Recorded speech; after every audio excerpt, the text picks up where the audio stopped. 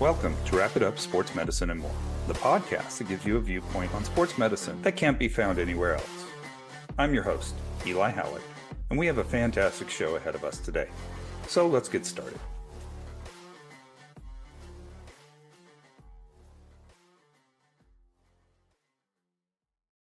Today, we have two colleagues from California who have not so normal California experience. And that's why we have them in today. Good friend of mine, Amy Robinson. Hi, Eli. And Aaron Strout. How you doing, Aaron? Good. Good morning, everybody. Also joining us today to help with the interview, Victoria Chavez. How you doing, Victoria? Good. How are you?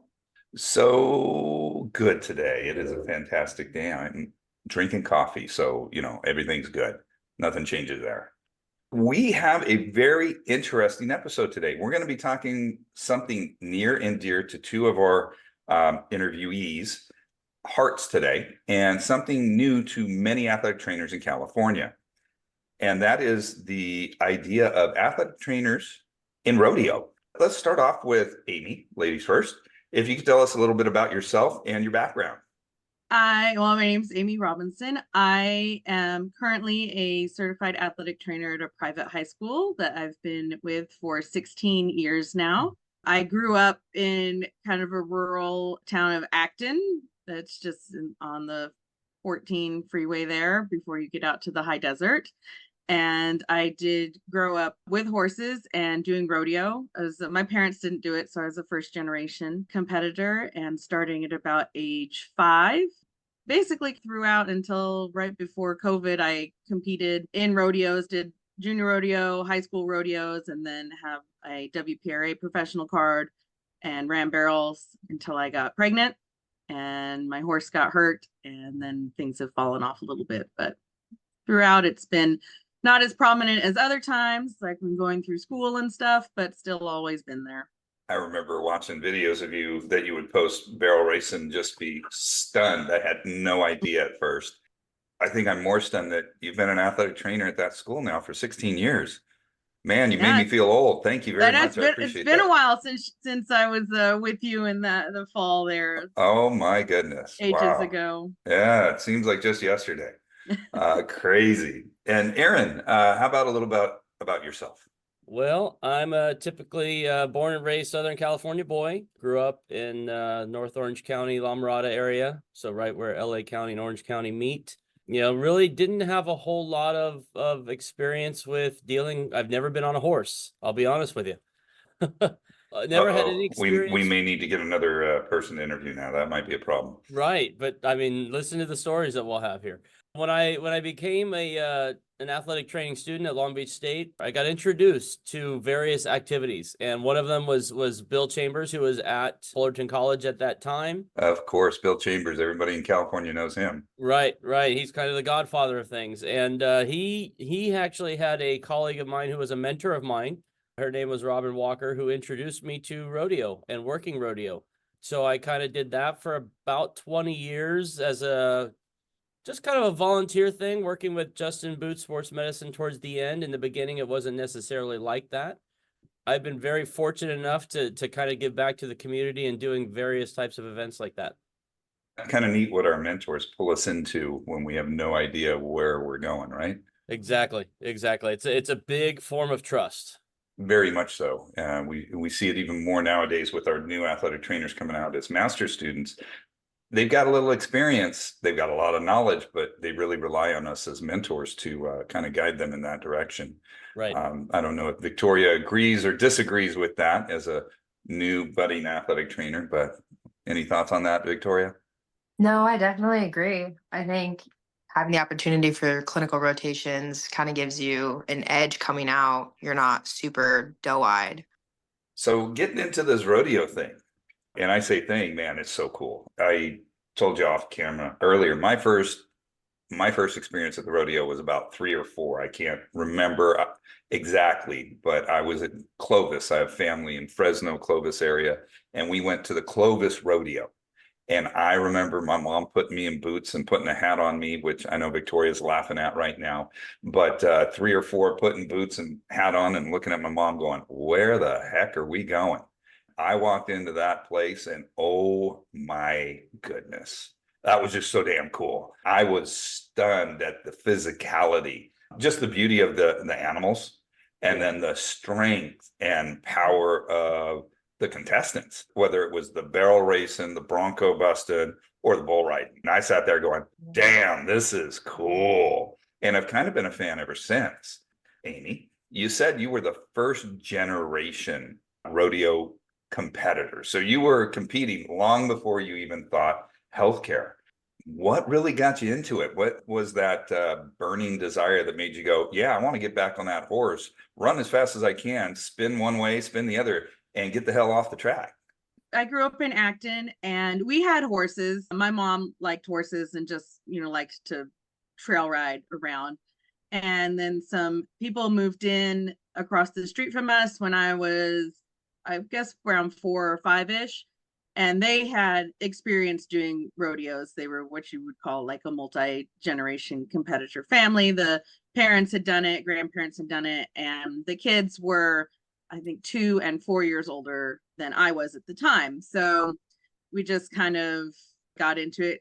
In Acton, it was really rural in the late 80s, early 90s. So not a whole lot of people or friends around, not like us going down the neighborhood playing with a bunch of kids. So to have someone right across the street that was near my age, I would hang out with them. And that's how we kind of got into doing it. Exactly, I can't say, I was just 5 and 6 at the time. Yeah, I just kind of got into riding and they probably said, hey, you should, come do this junior rodeo thing. And then it went from there. Just fell in love with it, huh? I guess, yeah. I mean, I had the horses. I was competitive. Turned out I was pretty decent at it. Got in with some good people to help as coaches and mentor me, and it took off. Yeah, I never really. I mean, I obviously had an opportunity to go play traditional sports. I went to up through 9th grade. I went to a regular school until 10th grade. I homeschooled because of the horses. I got real busy into that. So I had an opportunity to change course, but just never did. The horses kept calling, I guess. They're still there. So I get to see some wonderful videos of you now. Are you training your youngin to be a barrel racer?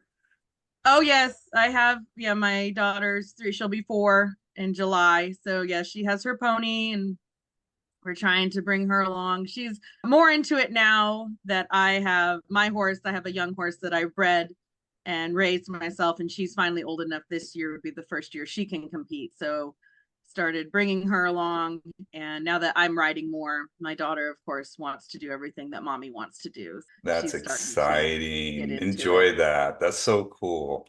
So cool being able to do something with your child and Mhm. bring your passion and see if they click. I've seen videos. It looks like it's clicking. Aaron, back in the day when you did it more often, how was your transition from, say, the traditional athletic training setting to dealing with rodeo? You got to tell me, man, that had to be crazy because some of the injuries, we'll get into them, but just the transition from saying a traditional athletic training facility, sports medicine clinic, and then you're at the rodeo. What Right. what are you dealing with there?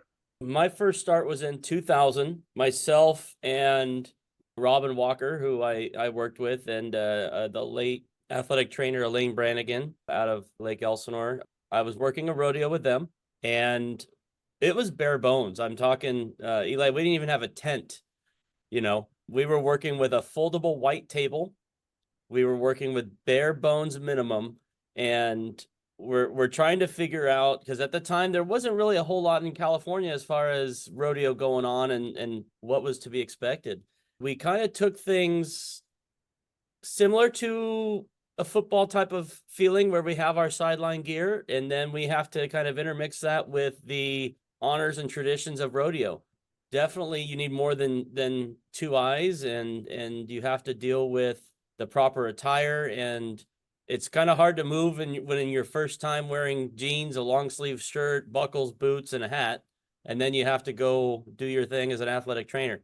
It went from absolute bare bones where we were using our own kits, our own supplies, and we're trying to segue into an area where we're not in a controlled facility. We don't have control of anything, but once we get the cowboy and or cowgirl off of that animal, or if they're already off, getting them out of that arena.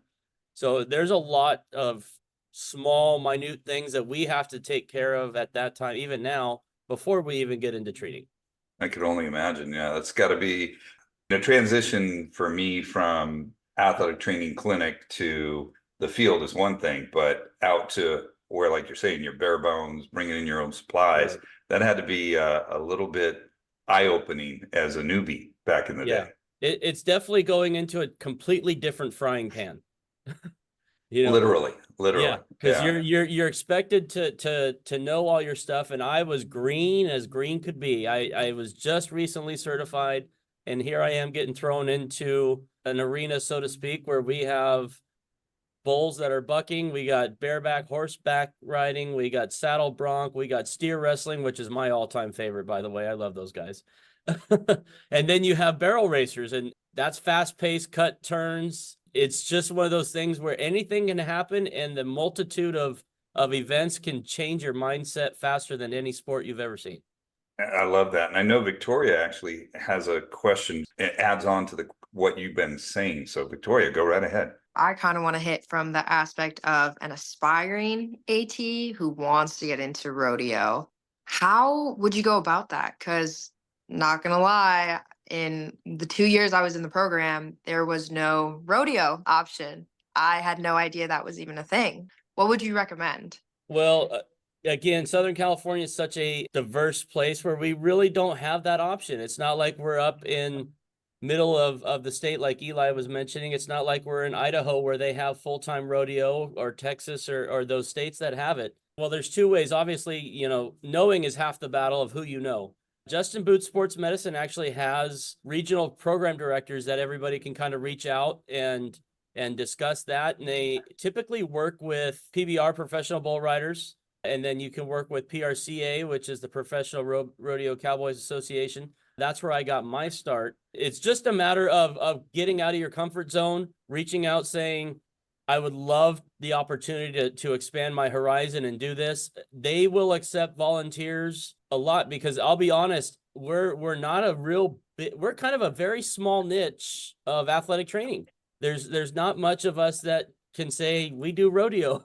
There are full-time guys that travel with Justin Boots. And of course, you always have the big one in Vegas, which is the NFR. That's what they call the Super Bowl. That's 11 to 12 days of pure mayhem and fun and money flying around trying to win. And you only get paid by winning. There's not a lot of money to be made if you're not getting your 8 seconds. The best thing you can do, I would tell a student athletic trainer now, is to network. When you're at the CATA, you're at FWATA, you're at NATA especially, kind of find those guys that drop an ear that talk about rodeo, something along those lines. Everybody's background's so vast and so different. You might find somebody who actually still does it professionally, or you might find somebody like me who did it for about 20 years that can still kind of point you in directions and still knows a few people. Now that we touched that base of how to get in, can you give us an idea of what are some challenges of providing medical care at the rodeo event so they can kind of get an idea maybe? 100%. And I say this in all love. Cowboys are by far the most stubborn people you'll ever meet. Amy, why are you just smiling? I thought you'd be laughing on that one. There it is. All right. Yeah. So he's pretty accurate on that. Would you agree? I would agree. Yeah. Yeah, I agree. My whole side of the family, that's all Cowboys. They are about as stubborn as it gets. So Right. Can't argue.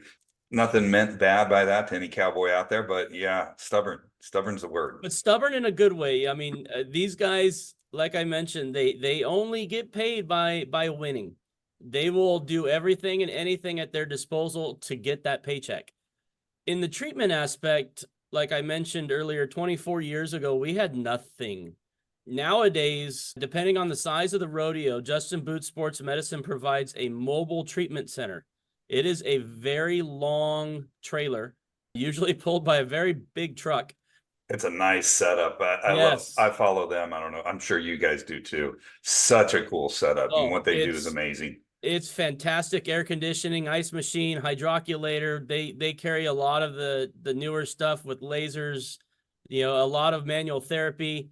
These guys are very particular. Like, we will just leave tape there They sign out just saying, I took a roll of tape, and they will tape themselves. So it's not uncommon to see a cowboy tape his own wrist, tape his own hand, tape his own thumb.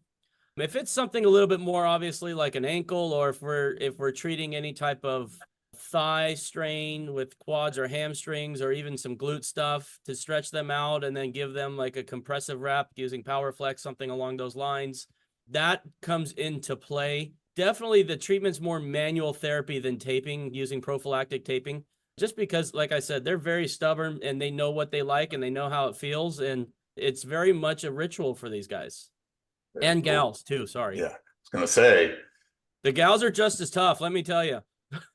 and equally as stubborn, Amy. Yeah. Yeah, yeah. Knowing you, I believe that. So, and that's not a bad thing. Not a bad thing at all. Going as a competitor, Amy, your background, athletic training, healthcare provider, granted, the competing came first.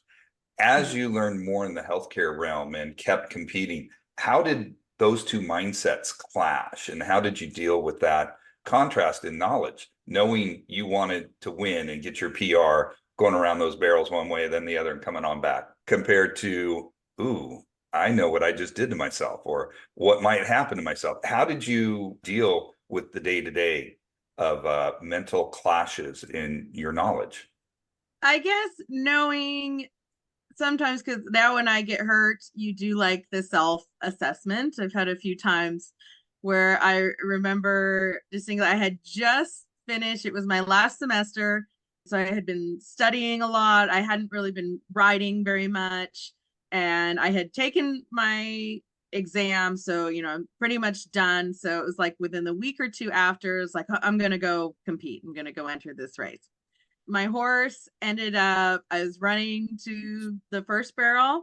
Again, hadn't been doing much to my horse. His shoes, I think, his feet were a little long. He probably could have used some shoeing there. And he stubbed a toe running full speed to that first barrel. And we just crashed. I mean, I must have missed the barrel by millimeters. I know I did. So I fell on my right side. I remember I couldn't feel my leg when he hit on that side. And so then I rolled over, and I knew, I was afraid to look, because if my foot is pointing in a different direction, this is going to be bad. So I rolled over on the other side, and I asked the people, because everyone, ran around me to make sure like my horse doesn't run me over. I always look, the first question you ask as a barrel racer is, where's my horse? Is my horse okay?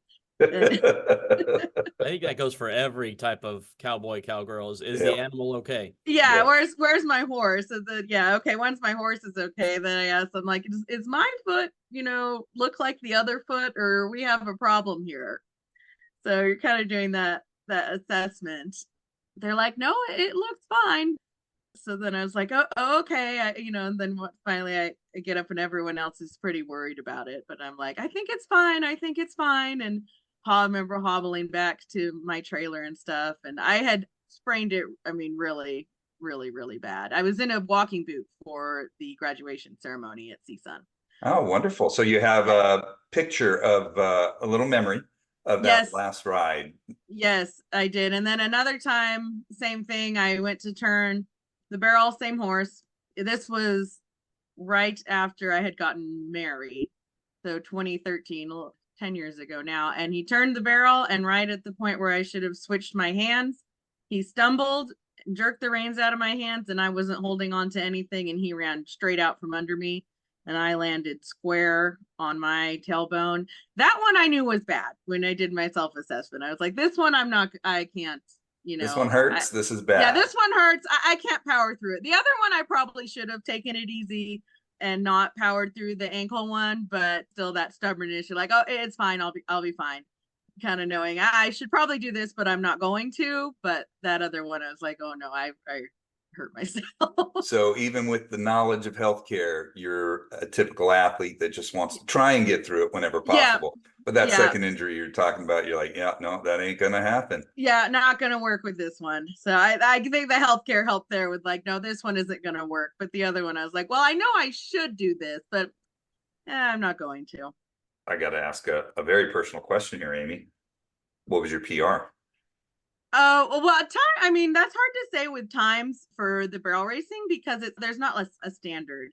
They do have one, Aaron spoke about it, the NFR in the Thomas and Mack, they run 13-second patterns. It's a really small pattern. And at every rodeo you go to, depending on the size of the arena, because some arenas, they just go set up in a field. So they just set up wherever. So even at that arena, and even really at the NFR, they don't set the pattern the same every year. It's off by 10 inches or so. So really, when they say there's an arena record in the barrel race at the NFR, it's a record for the day or for the week. It's a record for that year. I don't know. I mean, you could say it's close and whatnot, but like, it's not like track and field where there's a true measurement of this never changes. The only thing that gets close to it with the barrel race is they do have what's called a standard pattern, which is a certain measurements that you can standardize and make the same distance between the barrels and the timers. So you can say, well, I run this on a standard size pattern.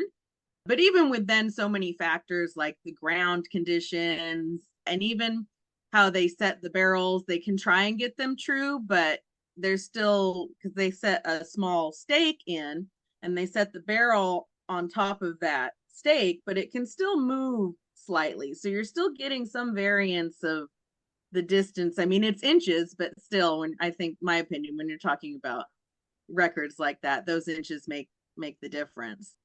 For barrels, it's hard to really say. I think on a standard pattern, the fastest time I ever ran was a 17.3. But the world record, because they run barrels in Brazil and everywhere, I think now is a 16.4.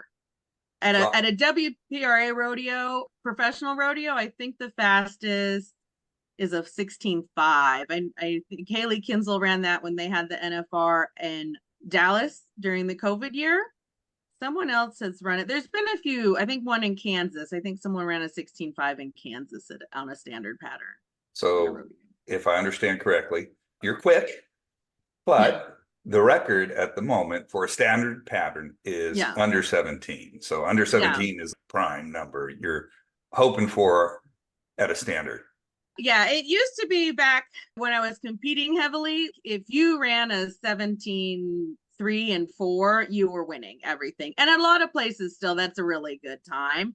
But if you have things, again, if the ground is in really good condition and whatnot, they're going to get down into the 16. So if you see a sub 17-second pattern in a barrel race that's on a big standard pattern, like a lot of the Northwest rodeos, Clovis actually, I think, is the standard set. They run fast at Clovis for whatever reason. It's a hell of a facility too. Clovis, Red Bluff, those are all coming up. The spring runs, Springville, Lakeside, those are all standard patterns. I learned something today. Thank you very much. That's kind of cool. All right. From a medical standpoint, Aaron, you're covering what'd you say your favorite one was? I love steer wrestling. Okay. You're covering the steer wrestling event, and you've got two things going on in here. You're getting called out. You see there's an injury, you go running out. You're focused on that patient. But unlike, say, the traditional football setting or lacrosse setting or basketball setting, where you're not so worried about guy running into you, you got a pretty big little beast coming at you if you're not paying attention. So you got to have your head on a swivel to make sure that you're safe and keeping your patient safe. 100%. How do you do that? How do you remember that? What's your mindset going in, and how do you focus on your patient with that in the back of your mind? That's actually a very good question. And I'm going to kind of give you what we're supposed to do. And then I'll kind of give you a story about what you're not supposed to do. We like those.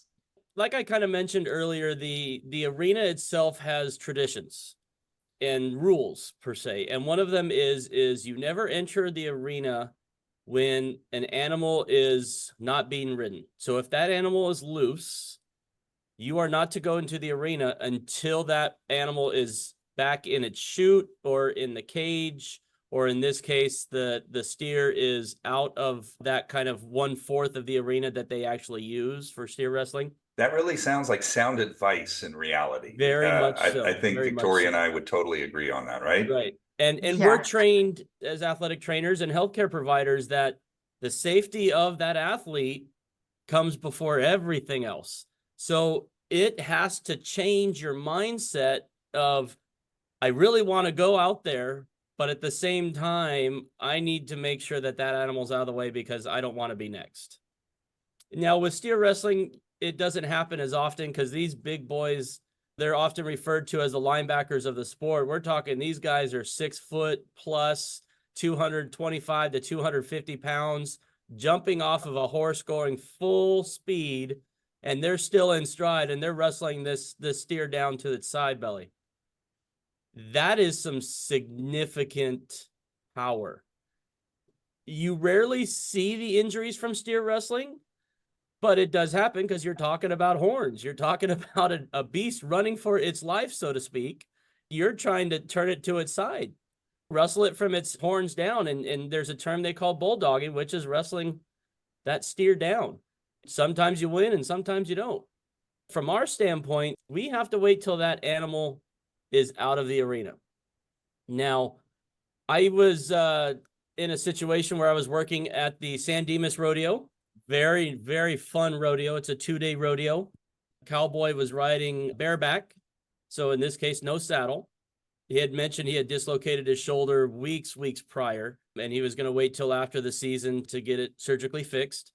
He's in the arena and he gets bucked, and that his hand release was not completely undone, and it yanked that shoulder and it tore his labrum. Now, this cowboy is down on his knees, thriving in his pain, and you can see that shoulder from our distance. You see that shoulder, it's sulking, it's down. Without a hesitation, I didn't even think about it, and I ran right into the arena, and I'm getting yelled at by every person. I'm getting yelled at by the lady who's up in the judges' arena going, "You can't be in there, you can't be in there." Because the pickup men in this particular event, there's 2 men on horses. They're called the pickup men. They're either going to pick up the rider if he can't get off the bronc, or they're going to chase the bronc and guide the bronc out of the arena. Neither of those 2 were in set yet. So I sit there, I climb the stairs of the gate, because we don't open the gate. You don't have time to open the gate because of the amount of dirt and everything else. You have to climb over, hop in, and go. Amy can probably tell you that's about 12 inches plus of just soft dirt. It is not hard packed. It is soft Really? dirt. I never Yeah. realized that. So you're running in boots and jeans in 12 inches plus of soft dirt that feels like you're running in deep sand. That's a hell of a workout. Oh, you're telling me.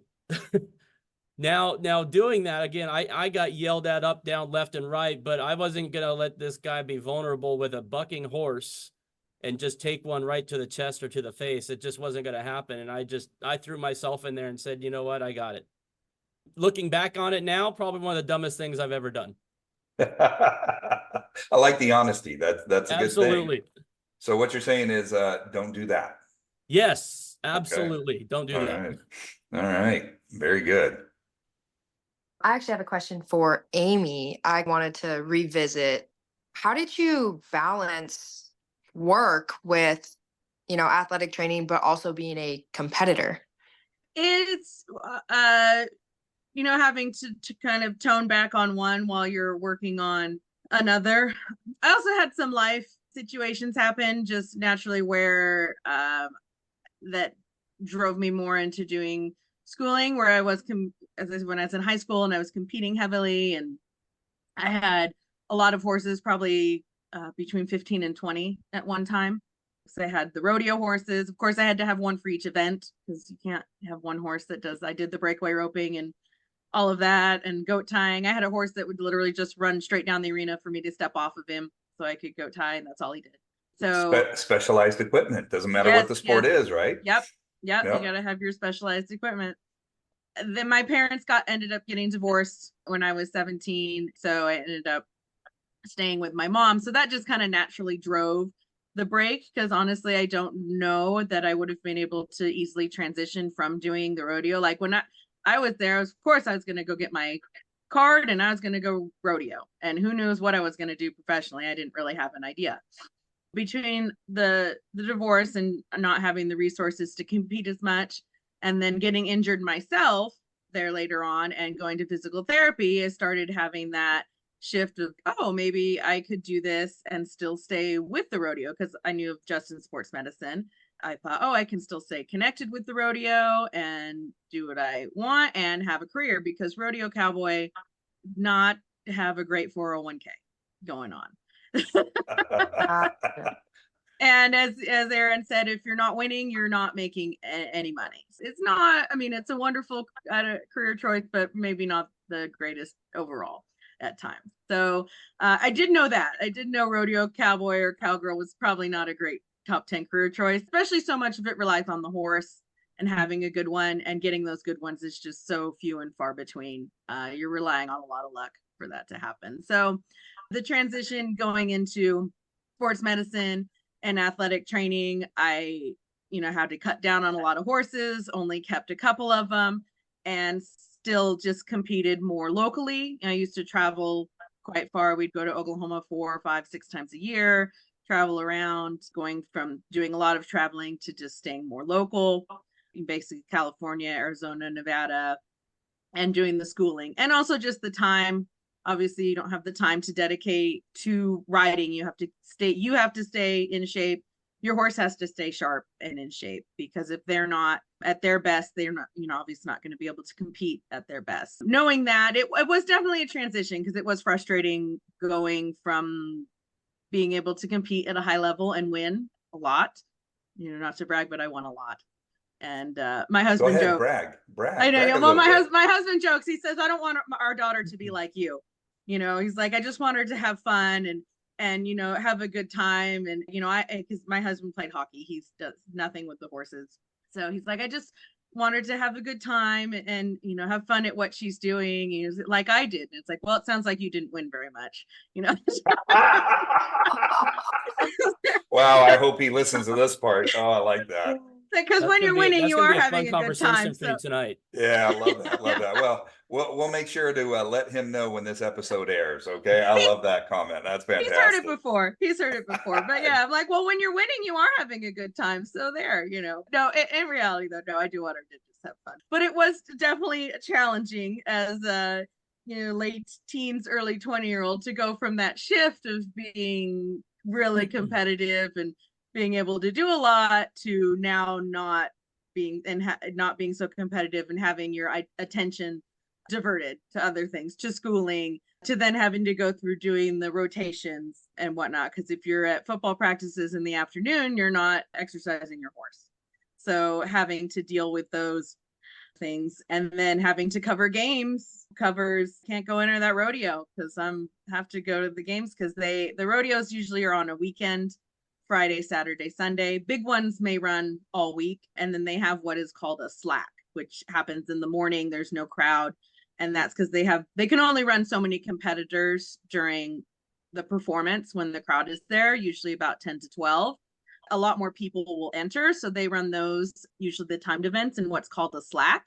And slack is always Thursday or Friday mornings at 9 a.m. Can't go to slack when you have to go to class. Ouch! Yeah, totally. Makes it hard. It does. I remember turning out of slacks several times back then. They had a San Diego rodeo, and I drew up in slack at 9 a.m., but I had AT class, so had to turn out. Got it.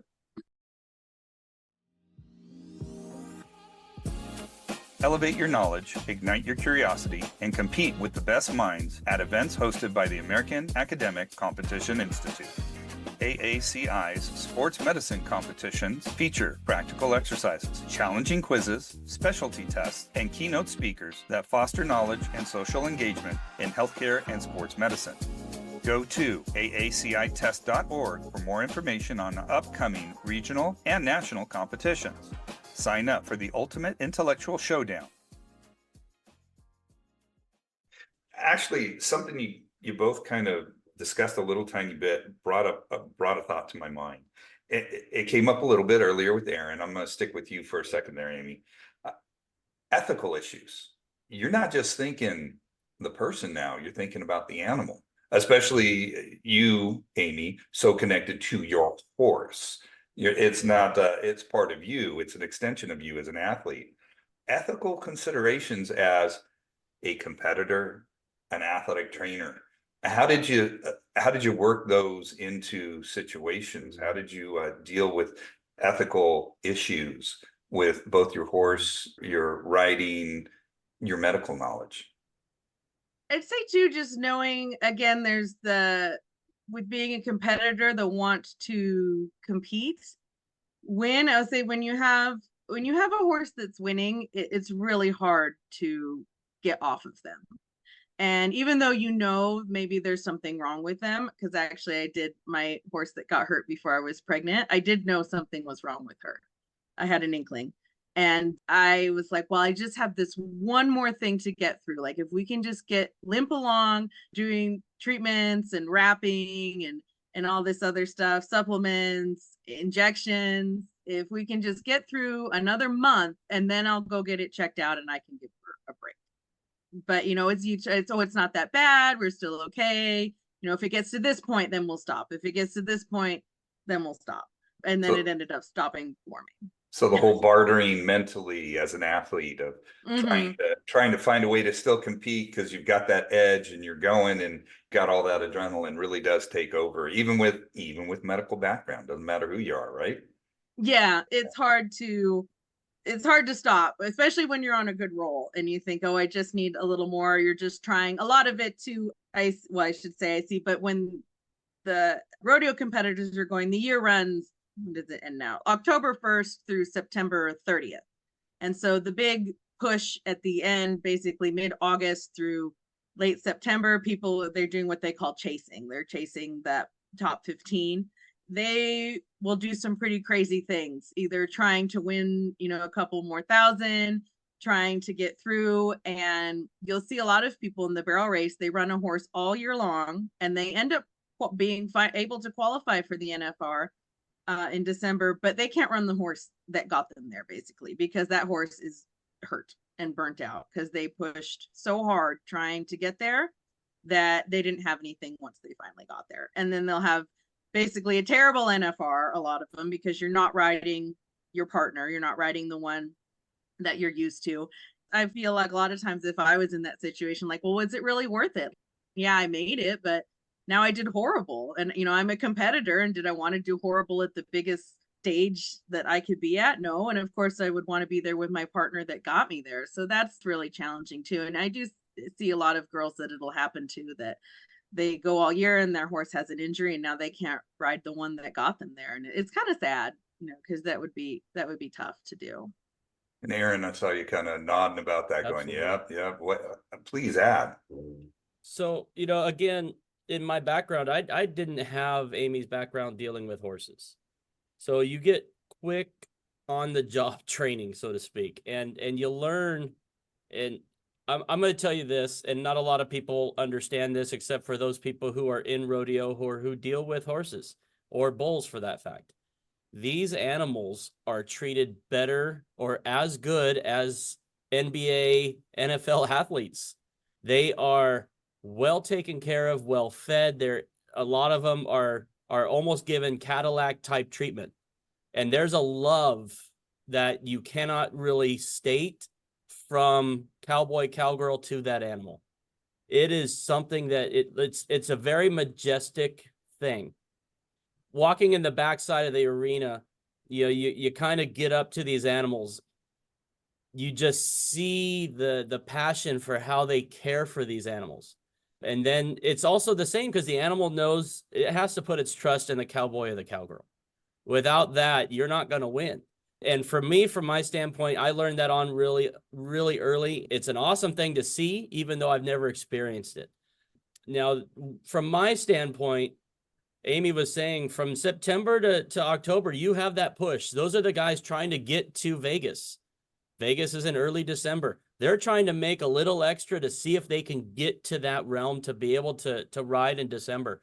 There are times where these guys are pushing through legitimate injuries that almost every other athlete would be sidelined for.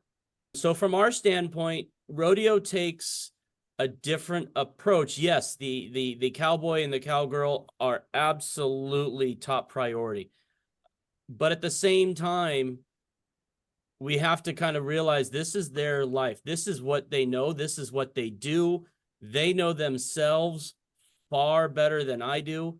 So there's a trust level that we as healthcare professionals will give them personally and professionally. It's a really solid trust line to be able to allow that cowboy or cowgirl to get on that horse or get on that bull and, let it ride, so to speak.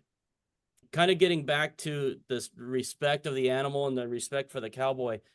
It's a long time. I mean, if you go back to, I mean, I don't think have the exact history. You go back to the 1800s and the love and the care for natives giving to the horse and the respect for the horse. That's still true to this day.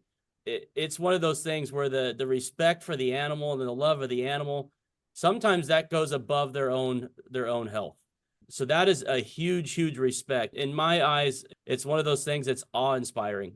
You know, I loved every minute of it. I loved giving the attention to the cowboy and the cowgirl for doing what they have to do to provide, to try to win, to try to be able to get that extra little bit, because I mean, Amy can tell you, these guys are fighting for every tooth and nail to survive. So Literally sometimes. Yeah. Yeah. Yeah. So you mentioned that there are some injuries that they're still competing with that would sideline anyone else. So Right. I have a question for Amy. If you're comfortable, what is one of the worst injuries you've had and that you still push through during competition? Probably the worst one was when I was competing in high school rodeos. I had the weekend before, I was just at a barrel race, which they just have the barrel racing, and on a horse that I didn't compete at the rodeos. Of course, I had my rodeo horses, and then I had horses that I just ran at barrel races, because those have to be separate, because it's a different atmosphere at the rodeos than not the rodeos. And I hit a barrel, which the barrels are metal and they're heavy, and I whacked it. I never realized they were metal. That's got to Oh yeah, that's got to hurt if you come into contact with it. it does. It does hurt a lot. And I hit it at just the right angle. They have a little ridge around the top of them. And I hit that ridge, and I was at the Burbank Equestrian Center for this. I hit that ridge, and actually the barrel didn't even fall down. I just like drove it right into the ground. I cut myself, and I knew I cut myself because it hurt. And you look down, and I had blood on the outside of my pants, and that had happened before. So I was like, okay, but I knew this one was bad because it hurt way more than others that had happened in the past. So I was like, well, I have 2 more horses to run, so I'm not going to look at it because I don't want to know how bad it is, because I have 2 more horses. I have another horse to go get on, so I'm not going to look at it. I ride the other 2 horses, and it hurt, and I made sure to stay away from it. But by the time I got off that second horse, there was so much blood running through my pants, like you could just wipe it off the edge of my pants. It was pretty significant that even other people were looking at me like, oh, I don't think that's good. I ended up going to Providence Hospital and getting 50 stitches in my leg for that injury. 5-0. 50. 5-0. 5-0. 5-0. Okay, 5-0. just checking, making sure we got the number right. I remember distinctly what hurt the worst was that tetanus shot they gave me. The nurse, it was some big burly dude, bald burly dude, and he held my shoulder down, and that sucker hurt. My arm did.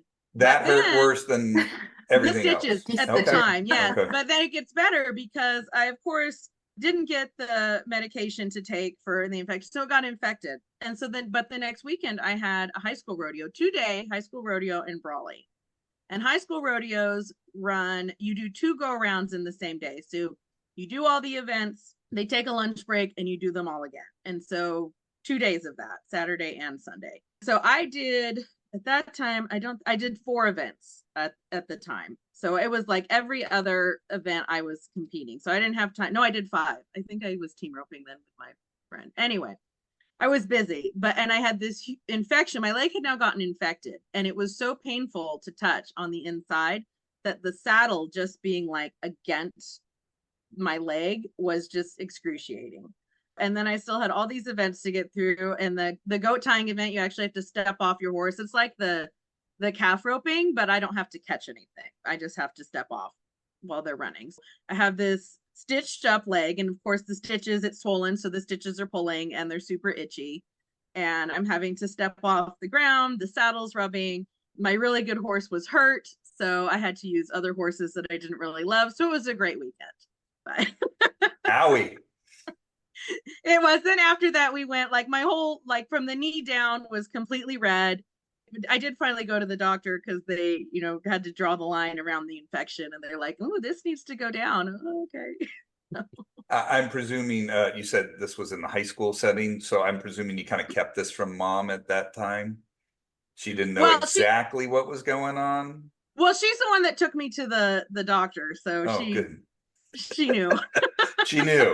All She knew. right, there we go. And she hauled me to the rodeos, so she knew I was in pain, and of course had to help me like get the horse, switch off horses. I'd get off one after one event, hand her the one I just used. I'd get on the next one, limping around. So yeah, between those two, that was a good couple weeks there. Well, And who says barrel racers aren't real athletes? yeah, I'm telling you. I'm telling you. Going back to what your husband said, so I see a lineage thing here about toughness and stubbornness. So I'm thinking that little girl of yours is going to be riding not just for fun now, just a hunch. Just a hunch. She's gonna have some fun because I think she's gonna be winning, it sounds like. Yeah. I hope so. I Yeah. hope the one I'm training now for is going to be the one that she'll be able to get on and have some fun on. Spinning off of that, Aaron, what are some of the things that you've dealt with that have been eye-opening in the arena or post-arena? Some of those Sure. big injuries that you've had to deal with. Just kind of before that, the preparation for these guys is something else. The bullfighters are arguably some of the most craziest people mentally to stand in that arena. How can you not be? I mean, Right. no offense, God bless them. I love watching them, but damn, yeah. So pre arena time and pre rodeo time, these guys are coming in and they're putting on Kevlar vests. They're putting on sometimes Don Joy elbow braces or ACL braces, ankle braces, you name it, girdles, football girdles. They're putting on shoulder, like modified shoulder girdles as well, just for padding. These guys are making sure they are covered heel to toe because you have a 2-ton animal there and it's full of fury, and these guys are smacking it on its head, trying to get its attention away so it doesn't go after the bull rider. That part, to me, I just preface, that's some of the craziest stuff I've ever seen. Now, as far as injuries, the torn labrum was a good one. One of the other ones I witnessed was a cowboy, excuse me, who was a bull rider. He got pinned between the rails and the bull. Oh, damn. So the chute opened up.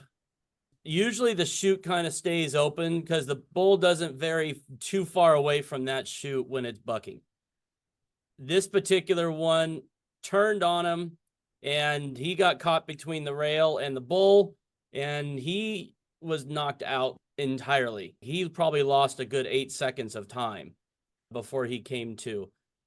This was back before we had anything with the knowledge of concussion, before we had any treatment that was other than the old, I think it was the Cantu one dating back in the day. Yep. So we're going those times. We're not dealing with anything that we have now in knowledge and how we treat and the awareness and the attention. For me as a young athletic trainer, that put me in a spot that I was just kind of in wow. It's basically like a car accident happening right in front of you. That one was a very good one, me learning, because you have to, again, abide by the rules of that bull's got to leave the arena. Then you have to tend to it. But a lot of post stuff, these guys, when they're done riding, there's a little camaraderie between the two, but they usually don't do a lot of post-event treatment. Some do. I'm not going to lie. Wow. But my experience, this is just me personally, I did not witness too much post-arena stuff going on. Most of it was all the pre-stuff, the soft tissue, making sure, because they're getting bucked, they want to make sure they're loose, they're not tight. But the bull riders, obviously they're a little bit more of the post-action type of fun, because they're taking gear off and sometimes they'll get hit and they might take they rarely get bucked or they rarely get hit with the hooves, but there are times where sometimes that head kind of whips around and catches them. And, it's not a pleasant feeling. I did see one where a saddle bronc rider got bucked off, and in the same process, he got caught by the bucking foot. Oh, wow. It was a pretty intense moment. luckily, like I said, these guys are making sure they're protected. This particular gentleman was wearing a full Kevlar, like a flak jacket, and it probably saved his life, to be honest with you.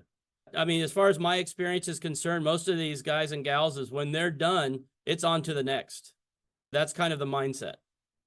That's absolutely crazy, stunning, and just speaks to the I don't want to say stubbornness, but the Right. love and the passion of their sport, how much they want to stay and keep going. And amazing, like Amy said, it's not for the 401k, they're just No. doing it for the pure love. Yeah, I agree wholeheartedly with Amy. You know, it's one of those things. It's a passion that you have with that horse. You know, that horse gets you there. You have a passion. Luckily, the guys that ride bulls and do broncs, they draw, so they don't get the same thing every single time. They don't have that same rapport that a barrel racer would, or even somebody who does team roping, who you know your horse.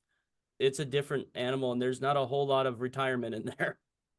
Amy, so I kind of wanted to touch again on you being a competitor and then going into athletic training. If we have an athletic trainer and let's say they want to kind of double dip, they say, hey, I want to get into rodeo, or I'm already in rodeo, I want to go into athletic training, or, you know, vice versa. What would you recommend if they want to do both? If you're not already in to horses and knowing how that works, that's going to be a tougher transition versus the other way, because you how to explain, I guess, well, just knowing again how to ride, how to be around the horses and stuff. There's also just a whole cultural thing and entering, where to enter, where things are. So just figuring that out. It would be kind of like if I tried to start picking up, I don't know, softball or something. It's going to be really, I'm not going to have any clue where to go at first, what to do. So that it's definitely going to be a tough transition. And then just the cost associated with owning a horse. And then you have to have all the things around the horse. You have to have a trailer to haul them in, and a truck, and not a small truck. You have to have a big truck to pull that trailer now, which thanks to interest rates, I couldn't even get a new truck right now if I wanted to. Yeah, I know that feeling. So just the whole cost associated with it is pretty prohibitive for a lot of people if you're not already in it or have resources, somebody around you that can definitely help you either financially or someone that already has the stuff that you can guide, because you can't just get any horse. You can't just be like, oh, I'm going to go barrel race and I'm just going to go get this horse out here and start to go barrel race on it. It's really, all of it is highly specialized. As you said, you have your specific tools. There's specific horses that are team roping horses. And there's even on that end, you have ones that are heading horses and healing horses, and they're bred specifically for that. They're trained specifically for that. You just don't go find one off the street corner and expect it to compete at that level. So going that direction is hard. Now, if you're already into rodeo, like I was, and want to get into the healthcare aspect of it, I think knowing you're gonna have to split some time for a little while, for a short period of time, you're gonna have to dial down your rodeo, look at remaining closer, because your schoolwork and your studies are going to cut into that. So you're gonna have to just dial it down for those 4 years, however long it takes to get that, and then know that you're going to be able to pick it back up. Because I think the wonderful thing about rodeo is too, or just where I do the barrel racing, is you can compete in it for a really long time. My event, not so much the saddle bronc and bull riding and stuff, but your team ropers and your barrel racers, they're, I think right now with Donna K. Rule, she's almost 60 or is in her 60s. I think Mary Berger won the world when she was 58, or she Oh, might have that's been cool. in her 60s. So you can do it for a really long time. And that's what I had to also kind of keep telling myself. It's not as much as I want to be around it right now and compete. Like, I can still do this when I'm 50, or now I'm 40 now, but I can still do this when I'm 50, when I'm 60. There's still spaces available that I can go compete in this. So it's not like a short-lived thing where I only have until I'm 35 and then I have to find another career.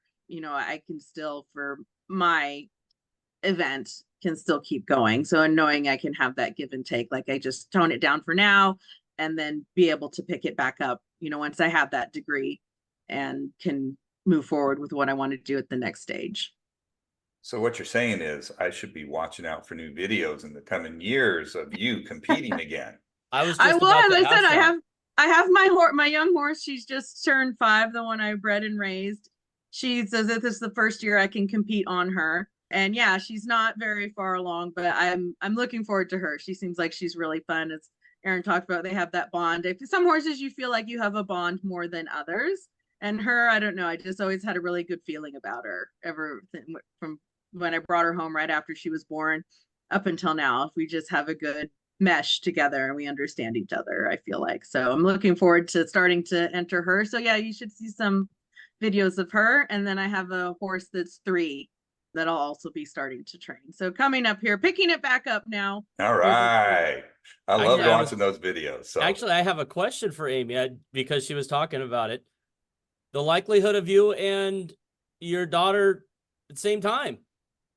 Oh yeah, because you can not at the rodeos because you can't enter until you're 18 for the rodeos. Right. But definitely at the barrel races. Yeah. If she wants to do it, yep, we can enter the same races. and That there one are we also got, that's a video I'd want to watch. definitely. Now, what about some of the team stuff? Is there team stuff that you could do with your daughter? Not in the barrel racing, and I don't team rope anymore. Okay. So again, that takes a whole, you need the proper arena set up and Different horses. cows, different horses. You got to feed the cows. Hay is expensive. So many things to learn. This has been fun. This is an educational day for me. Aaron, as a clinician that's been there, done it for, you said 20 years. Yeah.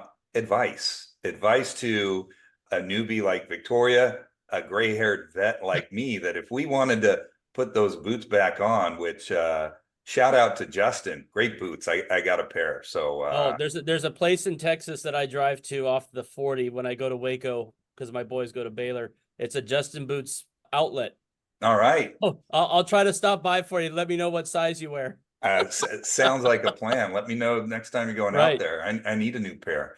Give us some input there. You know, I think the best thing, and it was told to me many years ago, is don't limit yourself and expand your background, expand your horizons. Don't be afraid to go out and do something that is out of your norm to learn.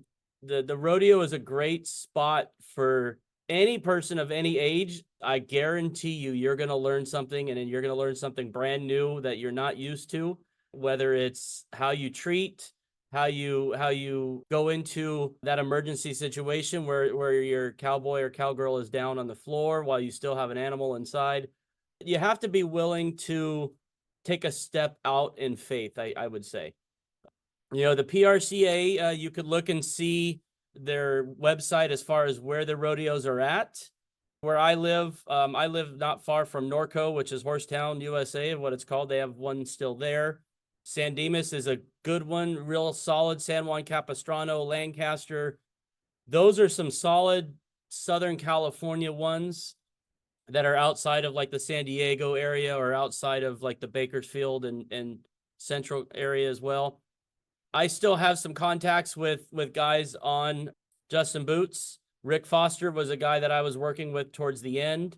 Another one that I worked with both in a clinical setting. His name's Chris Swanner. He lives on the East. I think he's an East Coast now guy, but he's a ATC PTA. When I tell you that Justin Boots Sports Medicine has ATCs, they also carry some really solid orthopedic physicians. The medical aspect of these riders is not what you think it is. It's not like you and I having traditional medical coverage. They do have medical plans that they can purchase through PRCA, kind of like a limited insurance liability, you know, so that can cover some catastrophic things. Getting back to the point is don't limit yourself to one arena, so to speak, and for that pun. Don't limit yourself to strictly wanting to do collegiate. Don't limit yourself to strictly wanting to be a secondary school. Expand everything you can. I think that makes you a better clinician all around.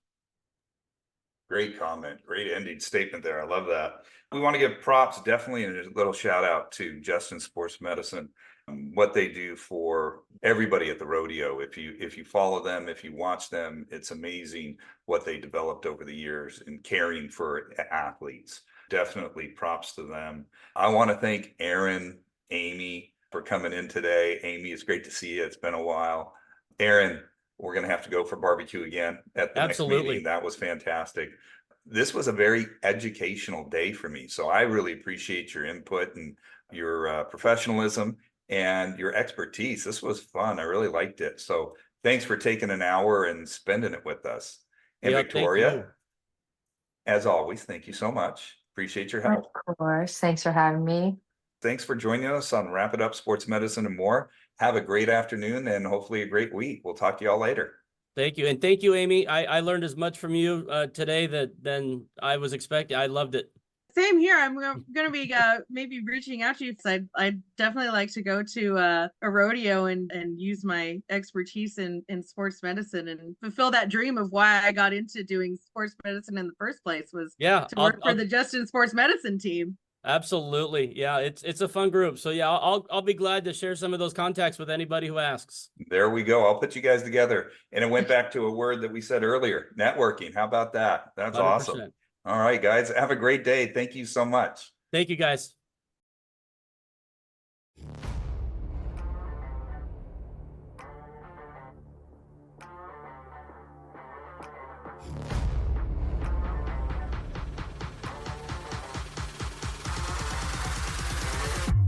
We hope you enjoyed this episode. Want to make sure you hear every episode? Remember to like, follow, and subscribe to our podcast. Don't forget to share our podcast with your colleagues, family, and friends.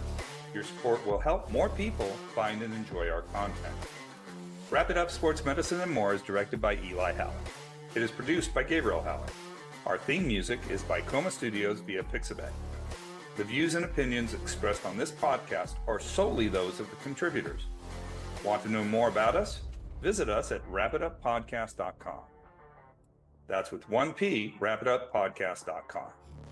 Wrap It Up Sports Medicine and More is a production of Hallak Consulting, LLC.